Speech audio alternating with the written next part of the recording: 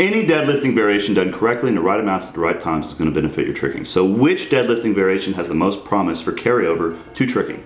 I find that deadlift is the stop and go bandage sumo deadlift. So let's break it down. What does that mean? Stop and go means you stop in between every rep, and touch and go means you bounce like a dumbass. Okay, if you're doing touch and go deadlifts, stop. Never do them again in your entire life. It's dangerous, it's ineffective, and no one gives a fuck about your 10 rep max on touch and go deadlifts because only the first rep matters and you know it. All right, so why sumo?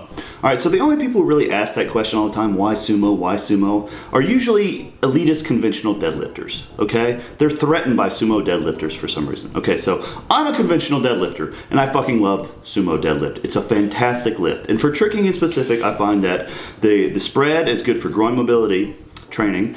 It's a little bit easier on your back, so it takes a little bit of stress off that in the right way without taking too much stress off it because it's still a back exercise, and hits your butt and ham in a way that really has good carryover for tricking. And the only reason I know that is because I've done both for so long. Okay.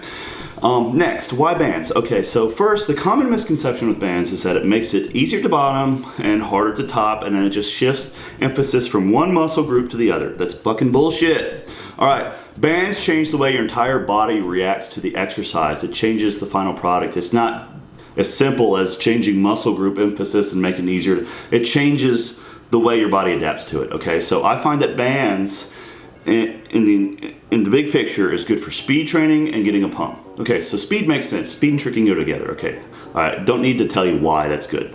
Why a pump? Why do you need to get a pump in this exercise to help your tricking? Okay, so pump equals blood flow equals healing, okay? And healing means your injuries feel better, you're fortifying your body against future injuries, and I find that the deadlift, in particular, can be a tricky exercise to get a pump in.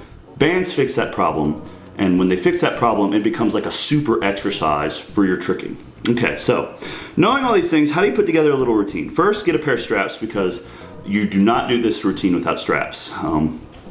Next, work up to a sub-max weight and then drop back down for your first 3 working sets or for speed. All right, you want to pick a weight where 10 to 12 reps, you start to lose your speed, stop at 8. All right, those are your first 3 sets. Your next 3 sets are for the pump. You want to increase the weight, so 10 to 12 reps you fail, you stop at 8, so not the failure. Rest about 3.5, 4 minutes in between sets. And then, okay, so some people are going to be asking me, the bands are inconvenient, you know, you got a power rack with pins, you know, well, I don't have it. Look, get a couple of these itty little bitty bastards here, put them underneath your shoes. In the fucking story, it's that easy, all right? You just put them underneath the shoes on the bar and there, you're doing banded deadlifts. It's that easy. Do this about 6 times a month.